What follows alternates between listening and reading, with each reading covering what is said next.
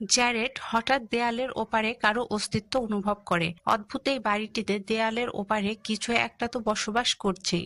Jared যখন দেয়ালে দুইবার শব্দ করে তখন ওপার থেকেও কেউ দুইবার শব্দ করে। এখানে কারো অবস্থান নিয়ে জ্যারেড এবার শিওর হয়ে যায়, তাই দেয়াল ফুটো করে দেখার চেষ্টা করে। তখনই জ্যারেডের মা চলে আসে আর তার এমন কর্মকাণ্ডের জন্য বকা দিতে থাকে। জ্যারেডের ভাই বোনও তাকে সাপোর্ট করে না, বলে হয়তো এখানে ইঁদুর বা স্কোয়ারেল আছে।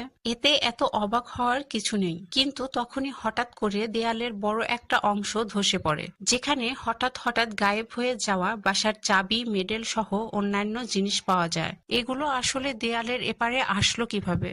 জ্যারেড খেয়াল করে সেখানে একটি ডাম্প ওয়েটার আছে। এটা আসলে নিচতলা থেকে খাবার উপরতলায় পাঠানোর কাজে ব্যবহার করা হয়। জ্যারেড সেটাতে চড়ে উপরতলার সেই গুপ্ত রুমে যায়, যেখানে সে একটি অদ্ভুত দেখতে বই পায়। তখনই সেখানে একটি জোরে শব্দ হয় আর লেখা ওঠে লিভ দ্য প্লেস, যেটা দেখে জ্যারেড ভয়ে নিচে পালিয়ে আসে।